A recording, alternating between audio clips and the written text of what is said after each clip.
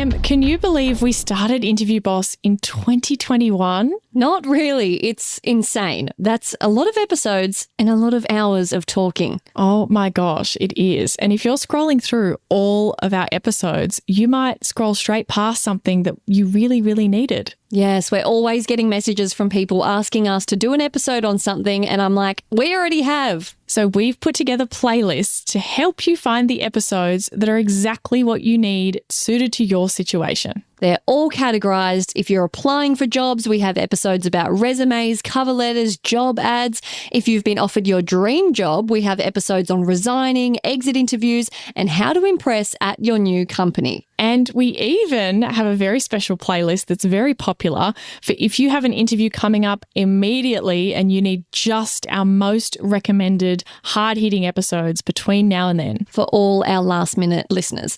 It's all there for you. You can browse by category and check out all the playlists at interviewboss.com.au/podcast.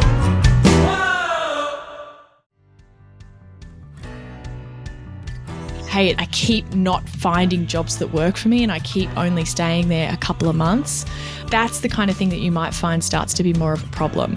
But having one gap, I just think it's just such a non-issue.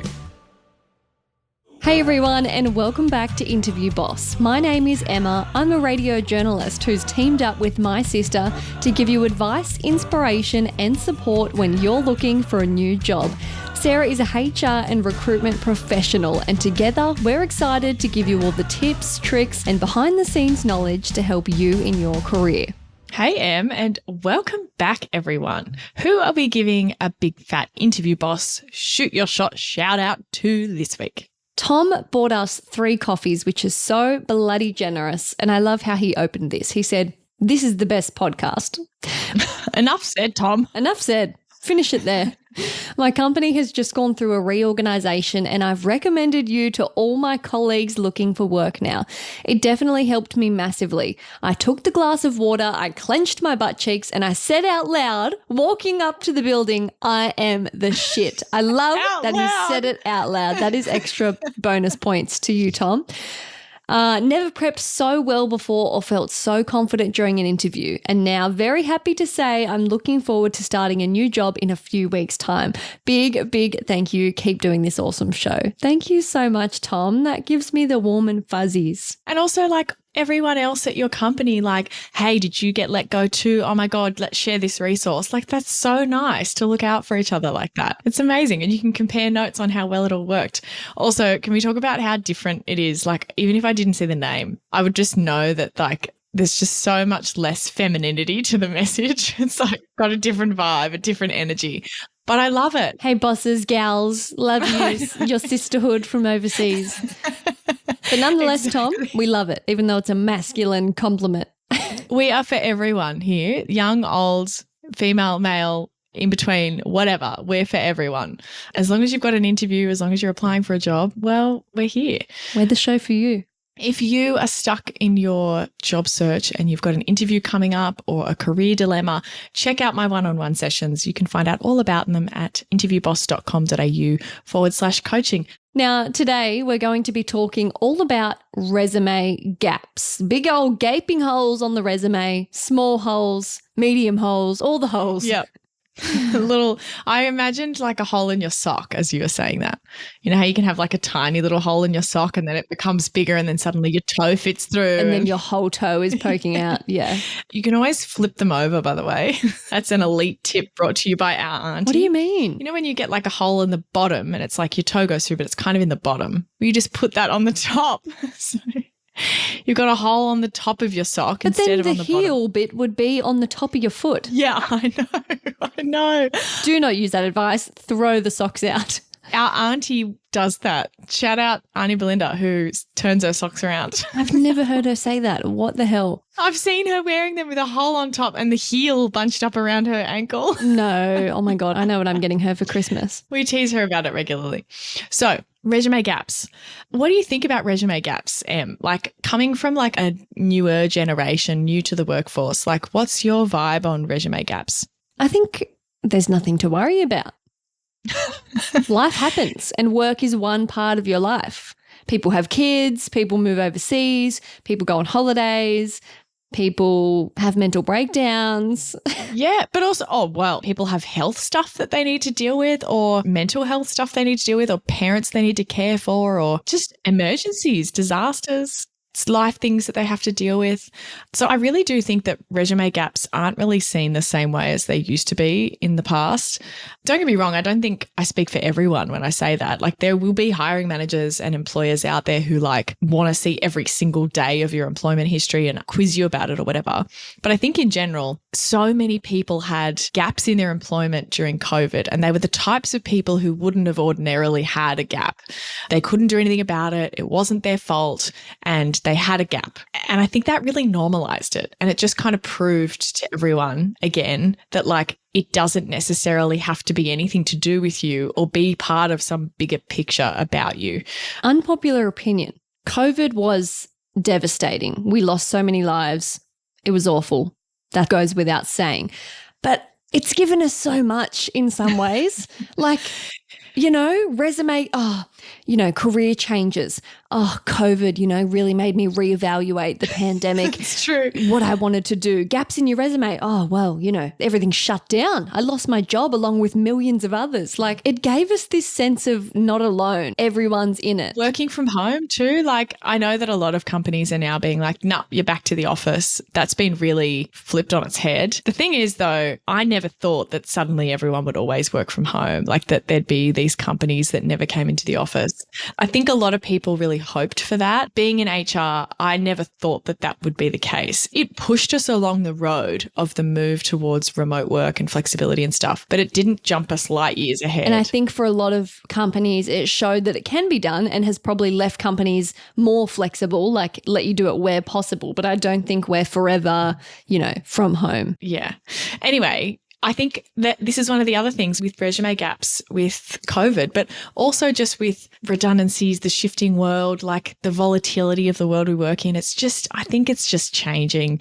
We don't stay in careers as long as we used to. We don't stay in jobs as long as we used to. People are empowered with, kind of the great resignation and the really tight job markets that we've seen on and off over a little while, where everyone's been encouraged to change jobs to find a better opportunity. So I think it's just a bit of a different way of looking at the way you move through your career in general. On that note, gone are the days, like our parents, where you work somewhere for 25 years. What is up with that? That's not a thing. At my workplace, there are so many, I don't want to say old people, but 50s to 60s. We call them lifers. Lifers that have worked there for in excess of 20 years. And I've been at my workplace for 2 years and I'm very happy there. I could stay there a long time, but I cannot fathom being there for 20 years, not anything to do with the workplace, but just being in the same workplace anywhere for 20 years. I can't understand it. I know. And hey, I think it's a funny way of kind of talking about gone are the days. Yeah, they are absolutely for the majority of us, but there are still some industries and types of work where teaching in the same school for 15 years or whatever, that's just a bit different. And being in public service or government or whatever for that amount of years, so normal. So I think it depends on your industry, or nursing in the same hospital. Again, that's pretty straightforward. But in terms of people who have a career where you can work multiple different places and it's a bit easier to move around, yeah, you're right. That's not really a thing anymore. So I wanted to give some context on resume gaps. And I thought it'd be good if this didn't come from me. So I grabbed an article from Seek. Now, in Australia, Seek are our basically monopoly job board. They kind of are the 800-pound gorilla of the job board world in Australia. And they write some articles and things like that. And this is an excerpt from one of their articles about gaps on your resume. So they said, the red flags hiring managers should watch out for are long stints of unemployment that are not explained by the candidate's cover letter, multiple short periods of employment, so a job where you didn't stay that long, interspersed with numerous short career breaks on a candidate's resume would also concern this expert that they talked to. That suggests erratic employment or a lack of commitment to work, she says. Another red flag would be an unexpected departure from a company without anyone to act as a referee. That could be a sign something went very wrong in the relationship. That's a question worth asking. So what do you take away from that in terms of what employers are thinking and the advice that they're getting about these gaps? I think it makes sense because it says like it's a red flag when not explained in the cover letter, meaning if you explain it and stuff, it's fine. But like naturally, if it seems confusing and you don't have the missing puzzle piece, it can be a red flag. And they're talking about long stints of unemployment that aren't explained. With lots of short career, like a pattern. Yes. So I think the thing is one gap, like it's just not a big deal. Like explained gaps, not a big deal. Patterns and overall like, hey, I keep not finding jobs that work for me and I keep only staying there a couple of months. That's the kind of thing that you might find starts to be more of a problem. But having one gap, I just think it's just such a non-issue. No, I replied to like 10 DMs in the last week of people saying that they had been in their job forever, went to go take a new leap that sounded really great and better. They've got there, they don't like it, and they're so stressed about looking again and like, what are they going to think and blah, blah, blah. And my message to them was like, oh my God, you have my permission to leave. I can't tell you what to do, but leave. It's fine. Explain it. And sure, if that was their 7th time of starting a new job and then hating it, okay. Or even like twice in a row, like, okay, you might have to be like, well, what have you learned? Like, how are you going to not do this again for a 3rd time? But one time, the first time it's ever happened and it's just unlucky that it didn't turn out how you wanted, why are you stressed? Stop wasting your energy on that. And we have a whole episode about that, by the way, that's so specific on like, hey, help, I hate my new job, I think it's called. Like, look that up. Go listen to that one if that's you. We basically do say it's okay to leave, but you do want to make sure that if you are leaving, you don't want to make a short-term decision to go to something else that you're also going to hate, because then it happens again and then you do create a pattern for yourself. So I don't want you to just emergency panic and get out of there. Like, make sure it's the right thing for your next one. But yeah, you can kind of see that even the stuff that's written to target employers, like this is the questions that you should ask about someone's resume gap, is very focused on patterns, big red flags, stuff that's actually something that they might want to know about. And again, where they talk about if you had a sudden departure from a company without anyone to act as a reference, that could be a sign of something really wrong. And I often talk to my colleagues who work in recruitment when they see someone's resume and the person says to them, oh yeah, I just left there, you know, the culture wasn't great, or like they just don't give much information. It's like they were there for quite a long time. And then when you ask for references, they don't have any from that company. It just makes you think, right? Unfortunately, part of my job in HR is to let people go when they have made very bad decisions for a variety of different reasons. It could be that they just weren't the right fit for the role and there's no hard feelings and it just didn't work out. But it also could be something really serious, like they assaulted someone or they were involved in bullying or they stole from the company. You know what I mean? And they were fired, which is why they don't have any references from that company. Those people are going to be vague about why they left and they're also not going to have any references. So it's our job to read between the lines of that. So if that's not you, you need to be more detailed than a person who's covering something up. So that's the background. Let's get into what to do about a gap on your actual resume. Yes, on the actual document itself. So all the advice we're going to give here, there's no one clear answer for everything. And like we always say on this podcast, if you're new here, this is the first time you're hearing it, this is our big piece of advice. If you're reading stuff on LinkedIn, getting advice elsewhere, if someone says this is the way you have to do things and they give you something absolute, run away. Do not trust them. Everything depends on your situation. So we're going to give you our thoughts, our ideas, our suggestions, and it's your job to take what's relevant for you and apply it to your situation. There is never one single answer. Hey, Interview Boss listeners, if the podcast just isn't doing it for you and you need way more help to prep for your next interview, we have the perfect thing for you. Interview Academy. Tell us all about it. This is huge. This is the love child of Sarah after doing hundreds of one-on-one coaching sessions, finding out what people struggle with the most, common mistakes. Sarah has created the ultimate course that you can do in your own time, self-paced, heaps of modules, videos, interactive quizzes, a workbook that will become your Bible by the end that you can take with you into your interview, because if you're a long-time listener, you know that we endorse taking notes into your interview. It's a game changer. Check out more about it at interviewboss.com.au/interview academy.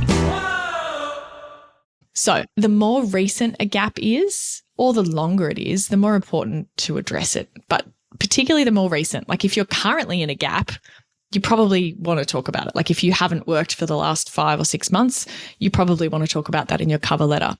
But once you've started in another job, and it's just a gap between those two roles. It's just not as recent. Like, You don't need to talk about what you were doing back in 2007. No one cares. no. Well, even if it was just like, oh, last year I had some time off between roles and I couldn't find anything, and it's just not as important for you to be super upfront about talking about it or writing it on your resume or putting it in your cover letter or something, because it's not as recent.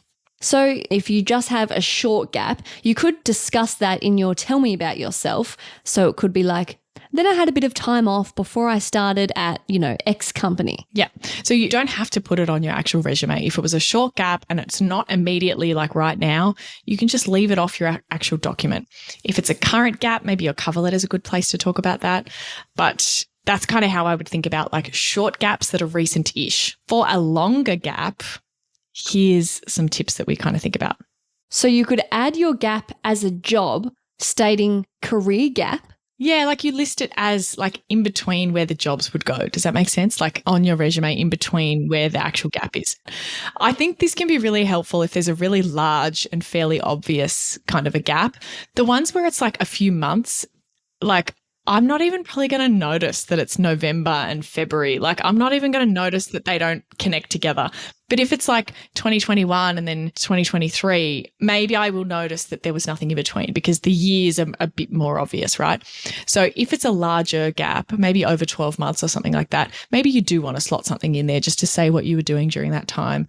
If there's something you want to add to that section, like I worked in casual jobs, I blah, blah, blah, or I traveled the world, or I did some study. If there's something that you want to actually add in that adds value, then you can add that under the job as like the description or like what you did or whatever. What about if you just stayed home for 2 years and like played video games? We're not going to put that in there. Like just say career break. Or like, let's say, you had to look after your mental health or something like that. Like you can just put career break if you want to.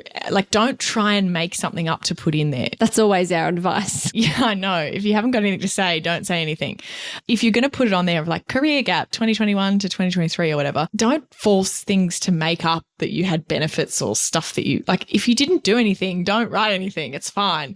Just list the dates and the title and just keep going with the rest of your other experience. Like at least you're saying, hey, I'm pointing it out. There is a gap here. I will talk about it at some other point when we actually get a chance. And a cover letter is a great place to add that context if it's a gap that you're just coming back from or was recently. Again, so if this was a few years ago, you don't need to say it. But if you're just fresh off it, my name is Emma. I'm applying for this job.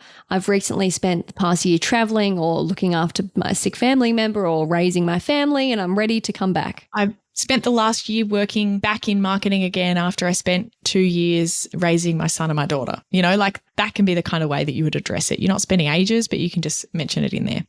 Now, the most common gaps, like we just mentioned, are from raising a family or having time off with kids. 100%. Hardest job out there. Respect. People get it. Our whole society only works if people continue to have children. So it's a very normal part of being a human. And people understand. Like I know that there is discrimination with working mothers and coming back to work and parental leave and all of that kind of stuff. I get it. But when you're talking past tense, it's a gap in the past. I just don't think you need to be concerned about talking about it. People get it. You say, oh, I raised my kids. Oh, great. Like there are no more questions. Like I have no follow-up questions. I've seen some advice on turning it into like what you did as a mother or whatever. Have you seen that stuff, Em? Yeah, like, scheduled for people's lives and things like that. So look, you're an amazing parent, but just leave the dot points of your parental duties off the resume. Yeah, I think you don't have to turn it into a work-related thing. It's a life achievement. You get other stuff out of that. You don't have to turn it into like, what did I learn from being a parent or whatever? It's just unnecessary. I think people understand that you have a life, that there are other priorities, and I don't think you need to be spending that time thinking, how do I make this relevant to my employer? It's none of their business. Yeah. You can also add in brackets contract to the end of one of your job titles to show why it may have been a shorter stint. So this can be helpful if you've done a few shorter contract roles or temp work or seasonal work, so it doesn't seem so jarring. Yeah. It's really helpful. It's just like you see, oh, that was how long? 6 months. Oh, contract. Okay, great. It just kind of addresses that thing. And if you've got a gap on there and you've got a contract role, it might be helpful to just make sure that it's clear that that's a contract role so that they're not thinking, oh, gap, oh, short role, like they're not connecting any dots, like you've covered your bases in terms of why that was a shorter role. Now, we do not recommend adding why you left each place. So it comes off as too much information too soon. Those kind of things you can explain when you speak to them in person. Now, do people actually do this? Yeah, I've seen it a bit, and I find that it tends to be, unfortunately, when people have been in the job search a little while, they get asked it a lot of like, oh, why did you leave there? Why did you leave there? And so they kind of be like, oh, I don't want to talk about this anymore. I'm just going to put it on my resume. And I've seen like reason for leaving, made redundant, reason for leaving, contract, reason for leaving, resigned, reason for leaving. And it just feels a bit weird to see that all over their resume. And it comes from great intentions because they're trying to follow our advice of like being upfront, but it's just a little too much on the other end. It just feels like you're trying to prove something maybe because it's not traditional to put it on there. I just think leave that stuff off. Again, with the exception of if it is a contract role or you are putting like a separate thing on there for career gap after I was made redundant, whatever, I wouldn't put the reason for leaving every single place. I don't love that on a resume. And like we've said, once it's been a few jobs or a few years since your gap, you don't have to include them or explain them. Yeah. So I've done a few coaching sessions for people who, again, with like the parent kind of gap of like a couple of years break and then maybe working part-time after that. And they've had like 4 or 5 jobs since then. And we're working on their tell me about yourself, like their introduction. What are they going to say about their career? And they kind of go, oh, well, I had a gap and I had a year and then I had my son and then I had another kind of 6 months there or whatever. And I just think it's just a few years have passed now. Like you can just kind of not mention that part and just go, oh, I started in this role and then I went into this role. And it's not a necessary part of the story. If it's a key part and like, oh, after I came back from having raising some kids, then I wanted a career change. If it adds to the story and it fits and it's part of it, sure, mention it. But you don't have to. Like, don't feel the need to force it into a story where it doesn't fit. And I guess the context that's important to give with that is that we always do say, don't hide stuff, be upfront about them. So I don't want you to feel like you're hiding this. It's just that, is it relevant? Is it adding anything? Is there anything you need to talk about? Are they likely to ask you a question? Is it something that you're going to have trouble explaining if you don't mention it up front now? And if it's something like, oh, I had 6 months off to travel, that's not going to be something that they're going to find out about later and it's going to be an issue, right? Whereas if you don't tell them that you were made redundant and then it comes up later, like that might be weird. I don't know. As always, I think there's nuance to this advice. Basically, be upfront about it, acknowledge it. You can put the gap on there if it's something noteworthy, especially if it's recent and if it needs to be addressed. Or if it's really long or you're feeling like you need to for some reason. Don't be so upfront that you're feeling the need to explain every minor detail from 2007 and every, I took a week off here to refresh before starting my new job.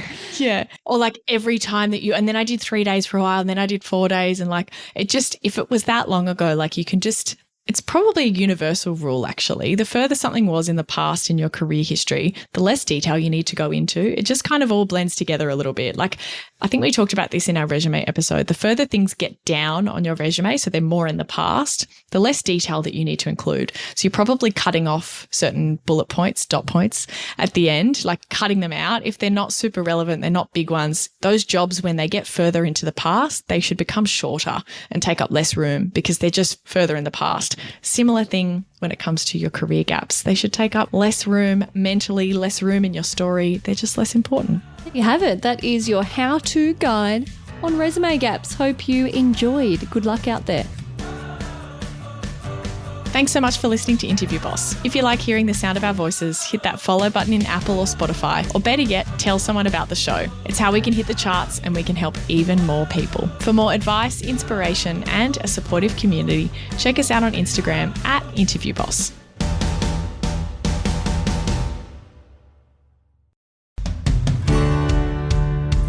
If we've been your job search besties and helped you in some way, there's a cool way you can support the show. Shout us a virtual coffee. We get a huge kick out of reading all of your success stories. Head to buymeacoffee.com/interviewboss and shout us a cuppa. If you keep us caffeinated, we can keep the content coming.